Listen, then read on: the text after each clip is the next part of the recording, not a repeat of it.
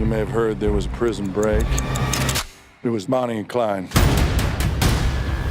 There's only one man who can take him down. I'll come back. Hey, you got room for one more?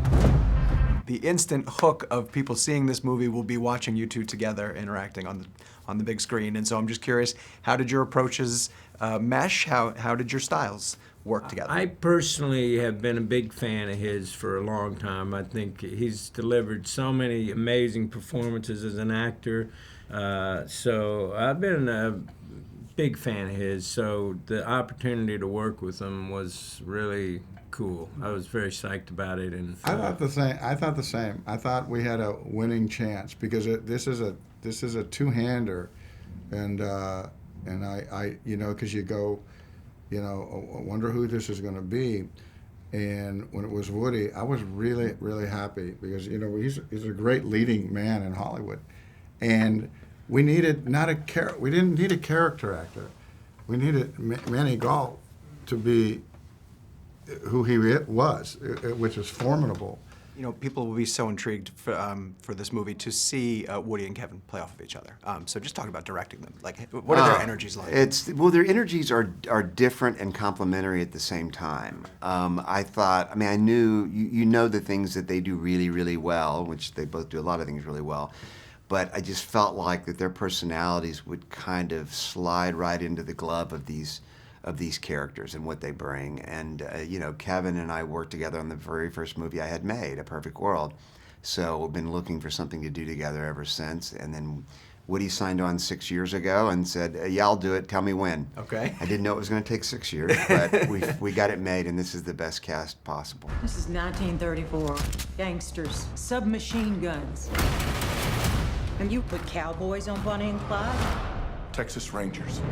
I'm curious, what about the script most intrigued you? What made you want to get involved? Well, first of all, John Lee Hancock, because I did Blindside with him 10 years ago. And I worked with Kevin on Dragonfly, and I've always admired Woody. And it was such a wonderful project. And I thought, you know, it's also a true story that's setting the record straight, and from the point of view of the men who really had to go after them. We made the movie, but I feel like I took a master's class in history, doing a little deep dive into this time and era. I think for me, as a lover of the Penn film in 1967, I enjoyed the fact that this was an opportunity to kind of switch the camera over to the Texas Rangers who came out of retirement to hunt down and kill Bonnie and Clyde. I don't look at it as an antidote to that movie or anything. I look at them as companion pieces. That said, there's no doubt that Penn's movie did turn Frank Hamer into a buffoon, and that his wife sued Warner Brothers and won. So it's nice to see Frank Hamer, even though it wasn't necessary for people in the know, because there have been many, many, many books written about Frank Hamer, and he's, you know, the most famous Texas Ranger of all time. What other things, what are some interesting things that you learned just about researching the period and the people who were involved in the hunt? The Department of Corrections, I investigated that because I figured, you know, that's Ma Ferguson's province. Sure. She understands all of that stuff.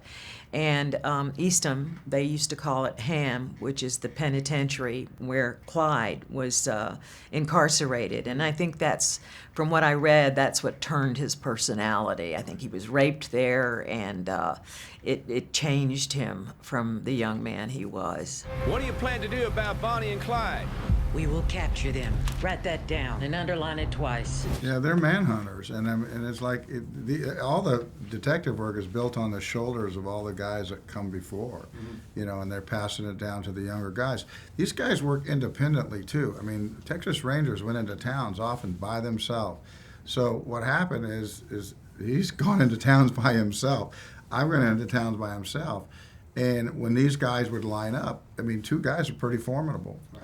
You know, that think the same way, you know, we lined up with all these four other guys, and every one of them had their own experiences out there. I mean, these were hardened guys, but they not so hardened that killing a woman didn't give them pause.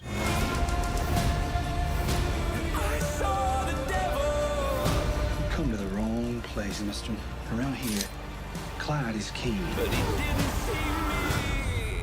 Clyde might be king, But I'm a Texas Ranger, you little shit. Now it didn't see me.